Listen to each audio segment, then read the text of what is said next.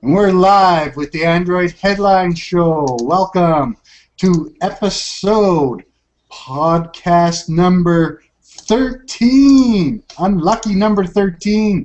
So hopefully we'll have a good show and not too much stuff will go wrong. Or maybe we want it to go wrong and make it fun and exciting for everybody. Right? Because 13, shit always happens. Right. Since you're in California, Chris, maybe there'll be an earthquake. And we'll see it live, you know. Okay, maybe we don't want that much stuff to go wrong. Ladies and gentlemen, boys and girls of all ages, welcome to the AH show. Fasten your seatbelts. It's time to get your droid on. Every week we talk about the latest Android news and rumors, the good, the bad, the ugly. And like I say, tonight's episode is number 13. We're happy to get here without getting banned or thrown off of YouTube or Google Plus or banned from the internet via China. I'm Chris Yaklik, your host, El Patron, broadcasting from the overpriced suburb in sunny LA. And also on the show this week, I have our esteemed Mike Stingray from Parts Unknown, associate editor. Where are you from, Mike? Share everyone at home. Let the secret out of the bag. Disclose that. It's in the hills. It's in the hills somewhere. Hollywood Hills? No, it's in the Midwest in the hills. We currently the FBI is looking for me, so we cannot disclose. Oh God. Wow, what a mysterious man we got here. All right, and we have in the house tonight is our resident Greenhorn editor, weekend evening editor, Alex the Great Maxim from Detroit Rock City. How you doing, Alex? Pretty good. Good. Now, also joining us from wherever her shirt says, Wisconsin. This week it's Wisconsin. Last week was New York. No, always Wisconsin. And last but definitely not least, Android Diva Christina. Hey. Welcome to the show. How are you doing, Christina? Oh, I'm great. Awesome. Let's get some heat in this droid kitchen cooking in the droid kitchen, and get off to our first topic of the week. And our first topic of the week is HTC is discontinuing tablet sales. I'll just throw a little one-liner out there that I didn't know they started selling tablets, but according to the... I'm totally with that. What's that? I didn't know there was they did tablets either. No, well, neither did the rest of the Android community, but I guess they actually did start selling tablets at some point. No. We all know that they did, just didn't do it very well. The Taiwanese giant has decided that with just 3 tablets underneath their belt, the ever so popular HTC Flyer, the HTC Jetstream, and the HTC Evo View 4G, that they've decided they're going to be discontinued in this country, and they at this present time have no plans to make any further tablets in North America. Now, of course, it may be saving them all for China and Europe, but somehow I got to think that we're not going to see any HTC tablets coming anytime soon. They've decided that they're going to focus more on the smartphone side of things and improve stuff there. Yeah. I think it's funny that basically the representative said these tablets met the expectations and completed their life cycle. I basically the translation is we were hardly selling anything, so we might as well remove them now while we can. Exactly. I think that would be a fair assessment. Definitely a fair assessment. You know, I was never a huge fan of kind of the designs and stuff. They never really, I don't know, got the picture, would it be? In regards to Android tablets, they had decided to throw their HTC Sense on top of these tablets, which did not work well with honeycomb, first of all. I don't even think they made it to ice cream sandwich to begin with. I think they put 3 tablets out within about 6 months, and they all died within the same time period. I know I ended up seeing a few of these on the deal sites. Up in Canada, we had the HTC Jetstream LTE version, which was retailing for the low price of like about $799. So you can imagine how these things were flying off the shelves. And I'm sure a lot of you don't know that this HTC Jetstream was actually on AT&T as well too. Little known fact, obviously, because they sold out so fast. What do you think? Where do you think went wrong with these with the HTC tablets that they just never made an impact? I don't think the support was there. You don't think the support was there? I don't think any of them got an update to anything higher than what they launched on. No, definitely not. And part of it is, well, could be the marketing. I mean, they didn't even market these tablets, and I think that was part of the problem with a lot of these honeycomb tablets that first came out. Everyone and their dog was making a honeycomb tablet after the Exum came out, and they figured, well, we all can make a tablet, we'll put Android on it, and it's going to sell tons. You know, they can all look the same as the other tablets. As long as we make one, we can, you know, sell it for like $600, $700, $800. We'll fly off the shelves, and we'll have no problem. Yeah, I think marketing was definitely part of the issue, but also I think Sense. I think the Sense UI had a lot to do with it too. I mean, was just gonna say, there's a lot of people that don't like that. Yeah, unless you can root it and put CM7, 9, or 10 on there or something like that, I don't think it's gonna sell well. Yeah. Well, go ahead, Mike. Sorry. No, go ahead. I was just gonna say too that the designs weren't so great. No, the designs were pretty poor. You know, the specs as well too. I mean, obviously they didn't try anything kind of after the honeycomb tablets, so they didn't really have a fighting chance. You know, they definitely it's kind of, you know, you wonder why they're having financial issues. Well, back a year ago, before the 1 series, you know, they didn't put a lot of effort into some of these designs that they threw out smartphone-wise, and it's obviously they put the same type of effort into the tablets.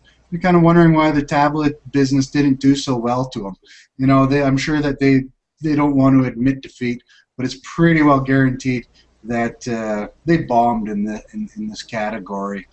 And if we see them come back again, I don't know. But good chances are I'm going to throw it out on a limb and say that you want to know what really killed the HTC tablet? The Nexus 7 at $199. Totally stuck a knife in it, twisted it, buried it, kicked the sand on it, and buried it 6 feet under. There was no way that they could compete with the Nexus 7. And their aspirations went out the window with the popularity of the Nexus 7. I do kind of hope, though, that HTC is working on something that's going to blow our minds. Of course, that's kind of like way out of left field to think that, but there's something inside of me. I like HTC. I like some of HTC's devices, and I do think it would be cool if they, you know, reapproached the whole thing and came back with something cool. But like you said, the Nexus 7 really just killed the tablet business for quite a few manufacturers, and it's just going to make people have to step their game up, and it's just going to be good over time because there's going to be a lot better devices. I agree. I think they've, you know, possibly they're just taking a step back, letting, you know, maybe the tablet market kind of you know, firm up where it's going, because there seems to be, you know, there's the cheap area, you know, and there's also the high-end market, and obviously they're not fitting in with the high-end market, so maybe they're going to let the dust settle before they decide where they're going to jump back into this market. And Yeah, and speaking of high end, didn't like originally HTC say they were going to start working on more high end devices and not the lower end? Like, what happened to that whole vision? I think they did say that, but they really only came up with the One X, and I guess you can call the Evo 4G LTE as one of those high end devices. Hmm. But the One VX, Right. the Jordan Incredible 4G LTE, what are Well, those? you know, I think they're having definitely some marketing issues, you know, on finding their success. You know, the step in the direction with the One Series was definitely the right way to go. I think that they've just had a little bit of a hard time implementing some of that and sticking to their guns. Hopefully, you know, we'll see them come out with some more higher end phones as well, and on more carriers in the future. We bitched about that quite extensively last week, so we won't beat the dead horse. But let's move on to our next topic, guys. I have one that is, you know, pretty interesting one to talk about. Tom had wrote a story, and I think as well Alex had covered it. Is that Japanese network Softbank has acquired Sprint, and well, not acquired Sprint, but 70% of Sprint, and they bought them for a rumored, I believe the final number is going to be $21 billion. That's a lot of money, no? Switch those numbers. Okay, I'm just kidding. No, it's actually $20 billion is the rumored number. You guys over there, I'm not sure if you guys have read up on the story, as it had just broke out on the week. But the story is that they're going to be taking 70% of Sprint for $20 billion, and SoftBank will buy $8 billion in stock directly from Sprint and $12 billion from existing stockholders. This deal will allow SoftBank to purchase Sprint, and not too much mention of Clearwire at this point and how that's going to fit in. Some are saying that that's going to have nothing to do with it. This is much needed cash flow, obviously, for Sprint, with SoftBank being one of the larger telecom companies and telcos out in Japan as well too, and they're pretty good with their marketing and churning things around. There's been a little bit of some negative stuff I've read, at least in regards to SoftBank, where they're a little bit concerned with the bottom line versus having top of the line quality service. So we'll see how that goes. I mean, you're bringing in somebody new. You know, it's going to be interesting how it shakes out. But I don't think we're going to see too many people. Anything changing up super quick in regards to Sprint. They're not going to want to lose any of their existing customers. If anything, they want to gain on that. So I don't think you're going to see a lot of shakeups. I think where you possibly, you know, you could see some different phones coming into the lineup potentially down the road. Maybe some changing in their structuring of their plans a little bit. But I don't think you're going to see too large of a shakeup in that area, because right now where they're getting their most customer base is being on their unlimited plans, and any type of shakeup like that could cost them in customers. And I don't think the network is at the point to compete with AT&T or Verizon that they're going to start messing around with the costs involved. I wanted to go right to Mike here because I know you're a Sprint user. How does this sit with you? Well, I think it's okay. Although now that they'll own 70% of Sprint, that gives them majority for decisions, right? So if they decide they want to make some drastic change, then it's going to happen. Although I don't see Sprint like really changing too much. I think this is just really Sprint's way of being able to put more, you know, effort and money towards their infrastructure, because they're still behind, you know, LTE wise with AT&T and Verizon. Well, I definitely agree with you, and I mean the cash is well needed to help them build out that network, Yeah. which is all important in order to to capture the more market share.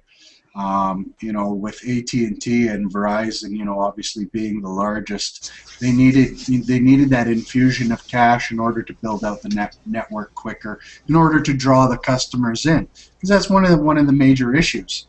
You know, and with not so much an impact, but with T-Mobile and Metro PCS kind of joining forces, this may have put pressure on Sprint to partner up with somebody like Softbank to be able to ensure that they at least hold that third place. And the Softbank has pledged that, you know, they want to be number one. Who's going to say they want to be number two?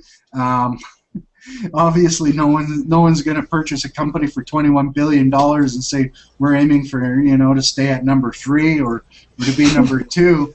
That would be a bad investment at $21 billion to say that.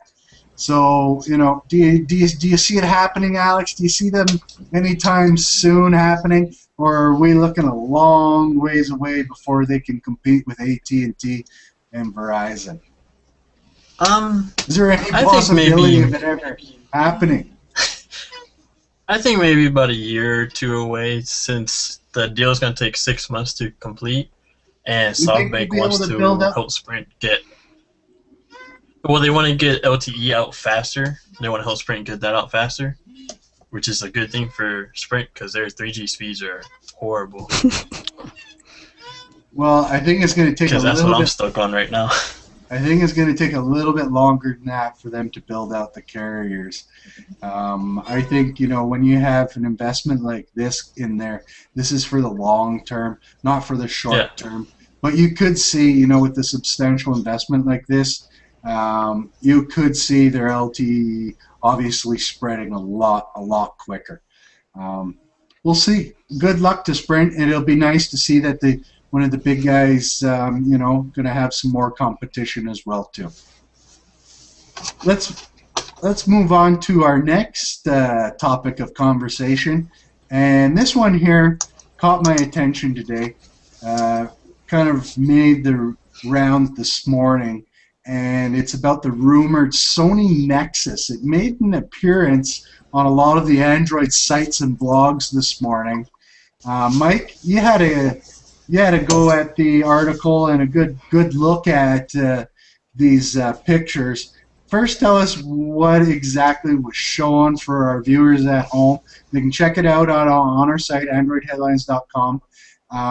But kind of give them an idea of what was seen. What did we see this morning?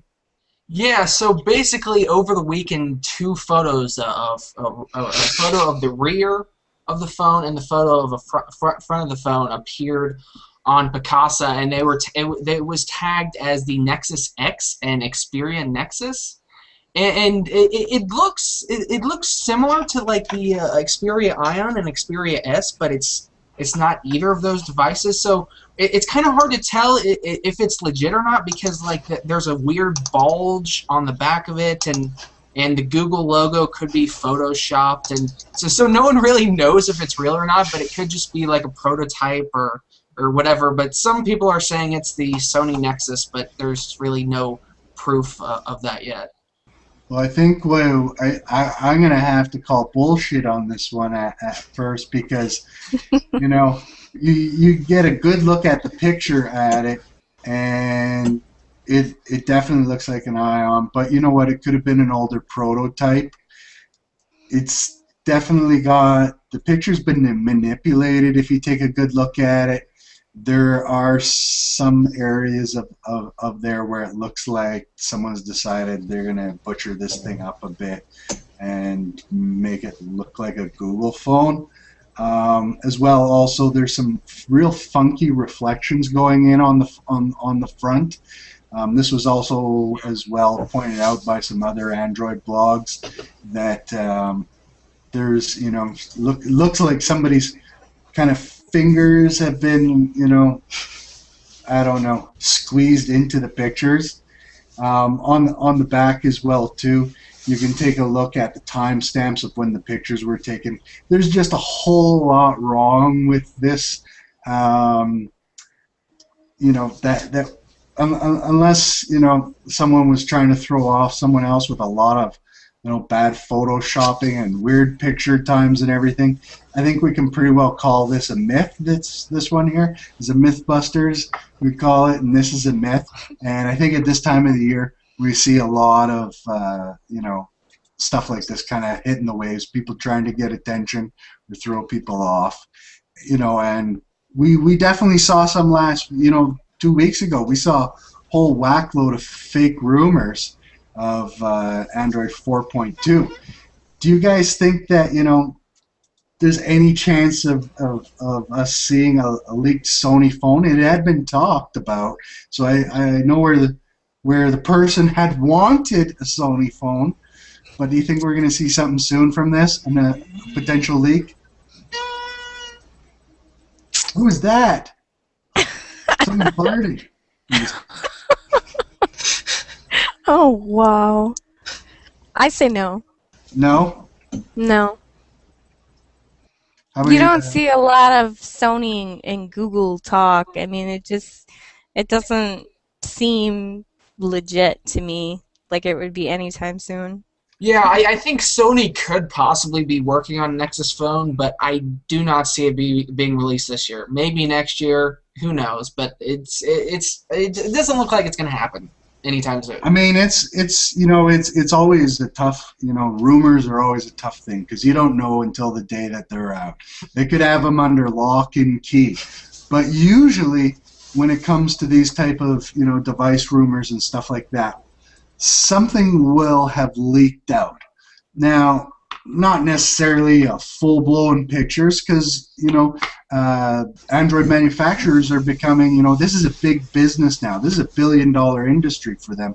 They're no longer, giving these devices out to some kid and say, here, test this, and and the kid goes and takes a whole bunch of pictures of it. This is, their livelihood and business is good, and it's big. And it's becoming much harder to see these devices getting leaked early. Back in the Wild West days of Android, we used to see crap loads of new phones being leaked right, left, and center. It was so bad that we technically saw every phone before it was actually even released, which is great and fun for the Android blogs, but it doesn't leave much of a surprise when it is launch day because the phone had been on the websites for the past 3 months. So it's definitely starting to tighten up. An example was the Galaxy S3. You did not see a picture of this phone until it was launched. There were some mock-ups, some fakes, stuff like that. So you're definitely going to have a hard time seeing, these phones pop out into the wild like they used to. Hence, though, that doesn't necessarily mean that they won't. So this phone here being a Sony, there's talk about them possibly coming out. We don't know.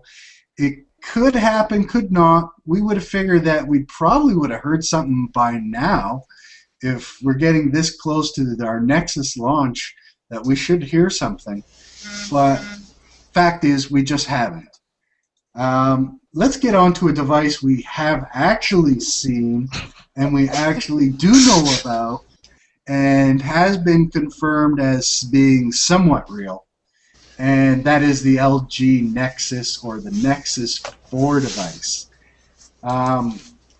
Alex, you've had quite the coverage of this phone since it's dropped out since last week.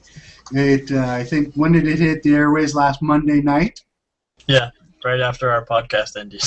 Right after our podcast ended, it gloriously appeared on the interwebs, and we got some beautiful pictures of, well, no, I wouldn't say beautiful. We got some pictures that we could see.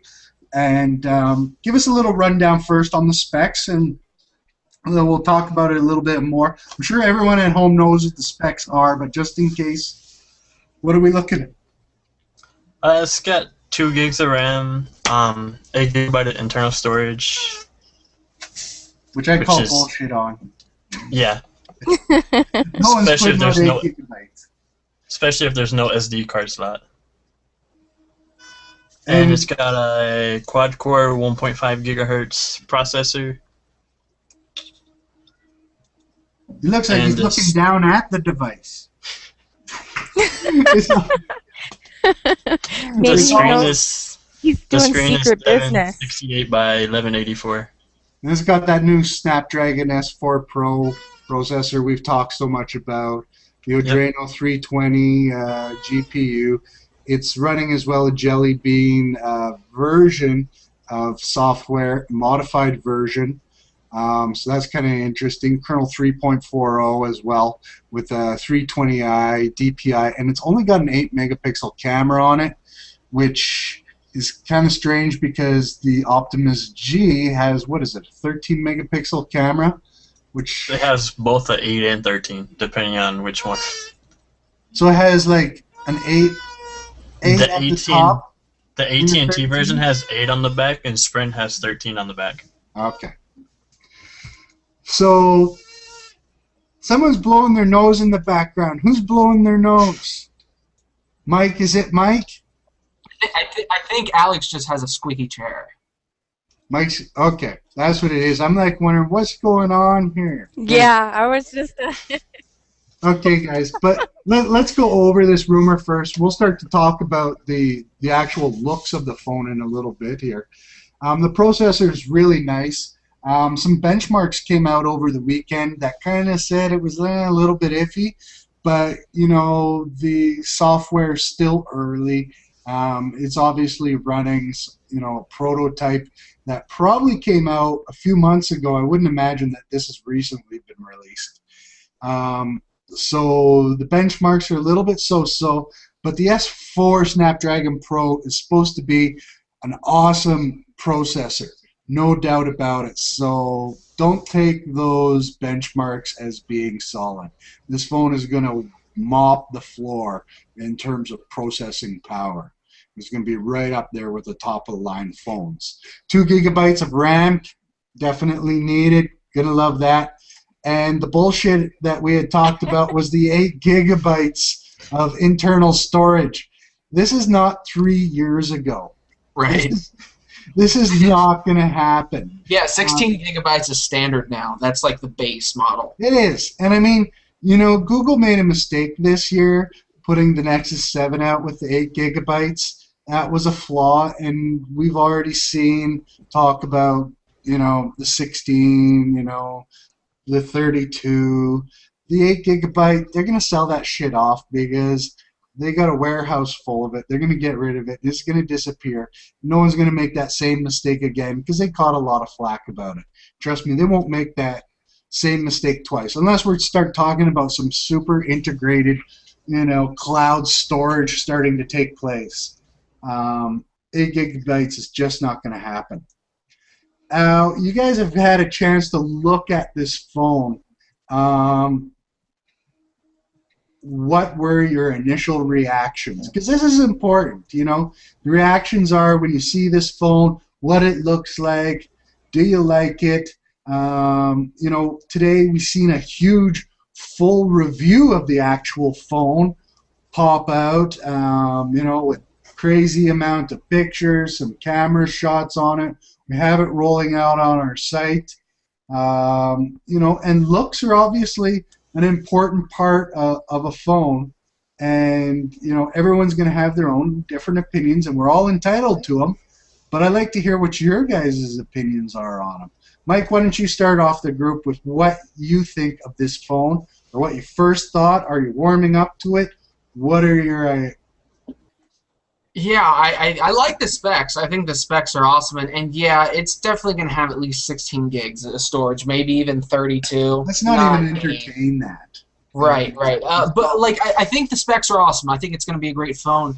But when I first saw the pictures of it, I immediately thought Galaxy Nexus clone. It looks way too similar to the Galaxy Nexus. Okay, fair enough. So this is not, you're not crazy on this design, are you? I mean, the design is nice, and the design was nice in the Galaxy Nexus, but it doesn't seem too different from the Nexus. Okay, it's got a nice back, doesn't it? The backing a little. Yeah, it looks all right. It's all right. That's all right. What do you got going on over here, Christina? What are your initial reactions when thinking about this? Well, like first seeing the device, I mean, from the front view, it's very sleek. It looks nice, but all these back shots, I'm not a fan of what the back looks like. I just don't like it. It's got that weird texture on the back, and it doesn't impress me. It doesn't roll with me. I don't like it. You don't like just the back or the whole phone? Where are you getting at? Well, the front of the phone is nice, but then when you turn it around to the back, it doesn't seem to match the front to me. I mean, it's different than the way the front goes. Okay, fair enough. Alex, you got some opinions on it. I've heard from you through the week. We've talked a lot about this device. What are your opinions here? Well, just as Mike said, the front looks exactly like the Galaxy Nexus, but I think the camera's moved a little bit. And then when you look at the back, it doesn't look like there's a removable battery. No, which is going to be a problem. Definitely doesn't look it. So overall, now you said you agreed with it looking like that, but you didn't say what your thoughts are. Is that something you like, don't like? Something I don't like. You don't like, okay. Yeah, I need an extended battery. Well, yeah, and looking back at the Galaxy Nexus, there was a lot of people who've had issues with battery life on that, so they needed there to be a removable battery because a lot of people upgrade the larger batteries. So hopefully, if it's a non-removable battery, hopefully LG has a big enough one in there and the whole power usage is down good. Otherwise, I mean, it's a Nexus device, so Android enthusiasts, people who use their phone a ton are going to be buying it, and if it doesn't, stack up in terms of battery life, it's going to be a flop. Oh no, Mike, don't say a flop. Okay, guys, but now let me throw this at you. There talk that it went through the FCC already, and they're talking about that it looks like it's going to be coming with some wireless charging. Is that possible? It looks like there'll be wireless charging coming with it. I don't know if that's going to help the battery life any. Well, too, if it's gonna be coming with wireless charging, that also kind of fits the idea that it's gonna have a non-removable battery. So it'll definitely be seeing. It'll be interesting to see what they're going to do with that aspect of it. Wireless charging is something we all dream of. That'll be beautiful. It'll depend on what's underneath, the device in regards to, the battery itself and how it'll hold up. Now, did you see the mock-up on the weekend with the Nexus X in the back in the story that we had? We had with the Nexus logo on the back. I'll just drop it here for you, that for those of you that didn't get a chance to see it at the bottom there's a mock-up of it. It looks a little bit better there. I'll throw my opinions in on it. I love the Google Nexus platform. I think you guys all do as well too. What it brings to the market from other phones is an experience that you get a stock Android experience, no bells, no whistles, no bloatware, no crap, no skins. You get the updates right away. You get a piece of hardware that is fairly right up there spec-wise with the best phones. And that's pretty well it. Now, it just so happens that the past Nexus devices have tickled the fancy of a lot of Android users. Personally, I'm a picky guy, and the HTC Nexus 1 was a device that I thought was the best looking one. I wasn't a fan of the Nexus S. The Galaxy Nexus was a good-looking device as well too, but I didn't think it was like earth-shattering. I didn't think it was revolutionary in the design or anything. So for me, obviously the most important part is functionality. I'd like to see a better design with the Nexus line. Kind of to show something a little unique, futuristic, ahead of what other designers are doing. I don't think that's happening here. I'm going to pray to the Nexus gods that this phone is just a mock-up or a case or an early prototype, because they've been known to do that. Where they kind of throw like an early shell on it for testing of more the hardware than necessarily the actual physical design of it, because the physical design of it is kind of looking like, I mean, I'll agree with what you had said, Mike and Alex, that it's got a little bit of that Galaxy look to it, and I'll even go a little farther as to say iPhone 3GS look to it a bit. Yeah, especially around the corners. Around the corners, that rounded, that silver metal thing. It's like, really, do we need to go there? Did LG just not watch like the whole summer? Maybe this is their way of getting attention to the market. They want, because Samsung got a nice, beautiful lawsuit, they want one too. Like, is that the way that they plan on marketing their devices in North America, is through patent litigation lawsuit and put out a phone that is very similar? That's a little bit of a cheap stab and a little bit of a push. But in retrospect, it's like, I took a look at the Optimus G, and you guys have seen it as well. It's a nice looking phone. Mm-hmm. You guys not agree with me? It's a sharp looking phone, right? Oh yeah. Why is that not the Nexus 4, the LG Nexus? Maybe they're going to be throwing something out of left field. Maybe LG isn't going to have. Maybe this is just a diversion from the true Nexus. Diversion. Yes, maybe the true Nexus is actually going to come out of left field, and it's going to be like by Kyocera or somebody. What? Oh, wow. Okay, now that's a little far-fetched. Yeah. But I'm at a loss for words when I first saw that phone, to be honest with you. Because, like, really, this is like something I would have seen 2 years ago come out. It doesn't look like the breaking designs that we have these days. Come on, it's LG. What do you expect? Okay, but it totally goes off of anything LG has been putting out. Even in their LG is a square box designer. They do nice little square designs. Have you seen their LG Intuition? That thing is like one of the ugliest square things you could ever see. Yeah, the 4x3 display. Yeah, and even the Optimus G, it's pretty square too. So all of a sudden they've decided that they no longer want square corners.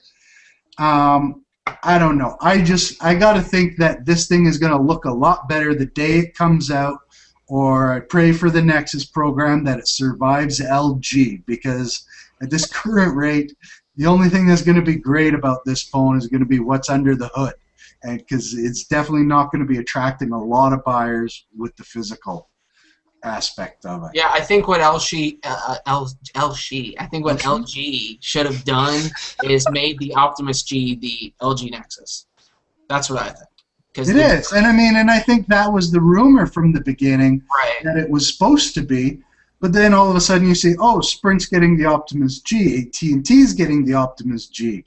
Well, that can't be the Nexus because everyone else is getting it already. They're going to steal the thunder of the Nexus.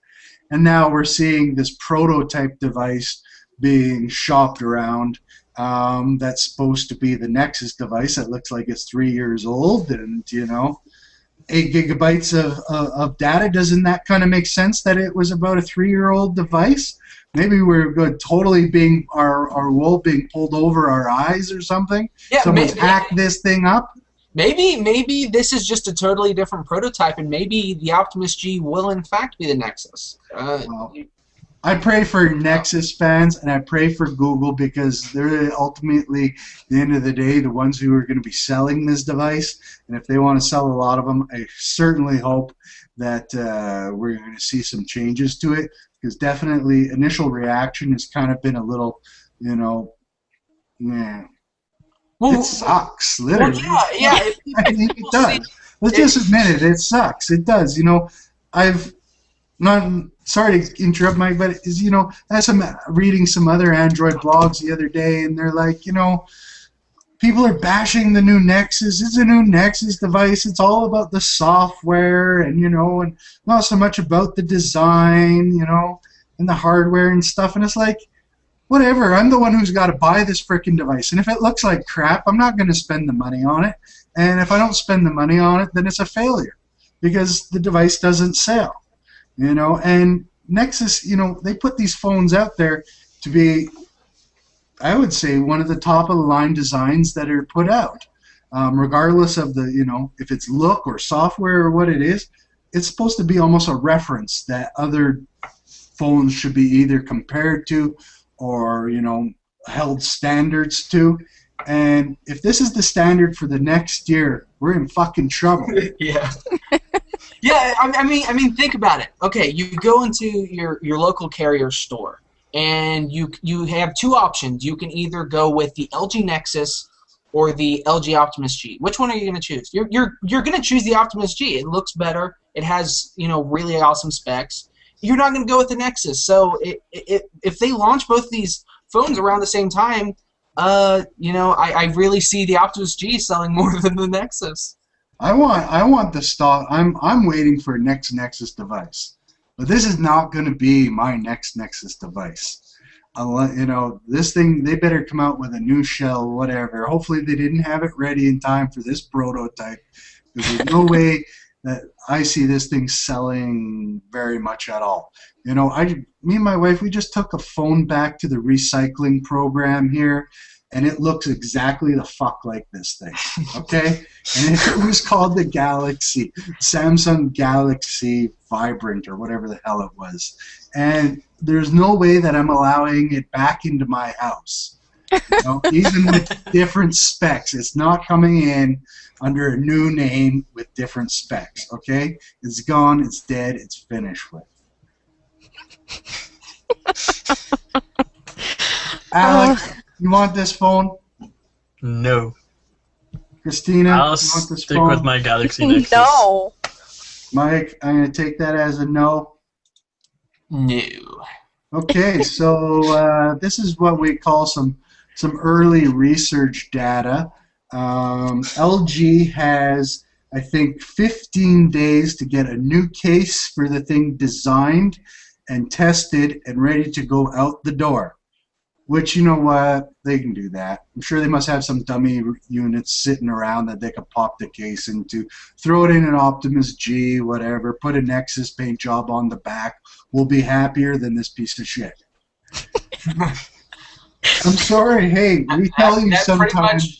That pretty much sums it up. Yeah, I mean, you know, I'm not trying to shit on the Nexus program. I love it. I love everything about it. But if an OEM wants to step up to the Nexus program and this is the best you have to offer, you're going to fail. And Android users are going to let you know. And hopefully this thing is not even remotely close to what it's going to be like on launch day. We always tell you we're going to give you the, you know, the straight truth, the whole truth, you know, the good, the bad, and the ugly. Well, this is the fucking ugly, and LG just heard the bad. So enough of that. Stick a fork in it. Hopefully, by next week, we're talking about a new LG Nexus 4 leak picture, because this thing bites big time. Mike, right. What do you got to say? By the way, if none of us will buy the LG Nexus, but if LG wants to send us a Nexus, we will test it, and by test it, I mean we will drop it off the side of a building. Yeah, yeah, I agree. You know those drop tests to see if the screens, how well they hold up? That's exactly what we will do. We will also throw it under a car. We'll do or some maybe, you know, a hot tub. What's that? A hot tub. Yeah, hot tub. You know, we'll send it into space and hope that it never returns. We'll see if it's fireproof. Whatever we got to do. We'll definitely test it. What was that, Mike? We just dip it in nuclear waste. Oh, sounds good. I just wanted to throw in, you know, we're almost finishing up here at a time, but I wanted to throw in a little story from, I think it was Christina. What? We had a router issue the other day. Oh Get God. onto the website. No, her modem. Anyways, we won't go into that 'cause it's totally embarrassing. One of those type of stories that would totally shame her. So we'll just totally skip that. But she had a little problem the other day playing a game that she paid a shitload of money for. What was all that all about, Christina? That would be the chaos rings that we actually just reviewed not that long ago. And it looked really interesting, had some really interesting, screenshots. The video looked nice. So, I figured, oh, what the hell? Why not? $12? It's got to be good. What a deal. So, $12. They're giving it away. So I bought it, took an hour to download, of course. An hour? You must have been on T-Mobile. Sorry. Well, I live out in the boonies, so I blame it on that. Okay. After it got downloaded, I get to the welcome screen, and it crashes, force closes. And that's pretty much the gist of it right now. So I tried emailing the dev, and I've heard no response back yet. Well, yeah, and so basically, since you only had, so by the time you got it downloaded, it was pretty much already past the time where you could get a refund. So, exactly. Yeah. I like to say that I hope you leave that developer a nice rating for his response on email no from more than us, from an Android. Like, can you imagine the type of support he's throwing out to to common customers, which is pretty poor. And there seems to be a little bit more news to that story, and the story is that he decided to program the application that it won't run on phones that have been ROM. So yeah, and of course you got your phone all hacked up. Well, what's the question? What's the reasoning for that? Why would it be? Because they're assholes. I'd say. That's pretty well about it. I mean, these guys not understand that 90%. Okay, let's not go 90%. That would be pulling a number out of my asshole. But let's say 50% of the phones probably are hacked or got a ROM running on them when it comes to Android. So they've decided to alienate 50% of their potential customers by throwing in a line of code that force closes the game when run on phones that have been rooted and ROMmed. So I can imagine a lot of people are very happy, and I suggest those of you that have it to request a refund from the developer or give them a really shitty rating in the Play Store, because we don't accept that type of behavior. And if you want to go on an operating system that is more controlled and won't allow phones that are hacked and stuff, there's this company called Apple and iOS, and you can go to fuck over there.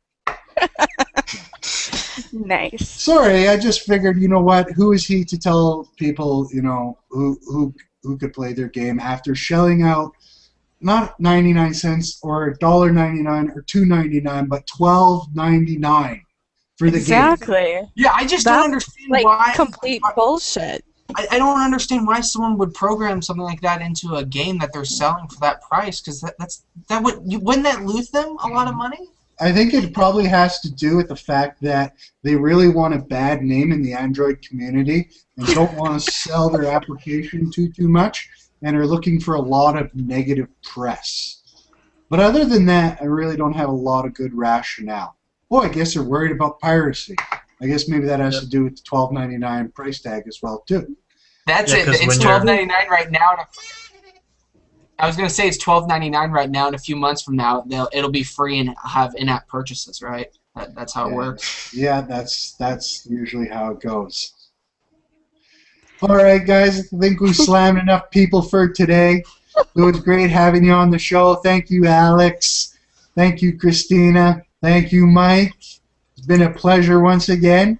And in the meantime and in between time, that's it for the Android Headline Show. Thank you, everyone, for tuning in. Make sure to visit our website for all the latest news, and we'll see you next week for the Android Headlines Show. Same time, same place. See you then. Have a good week. Get your Droid on.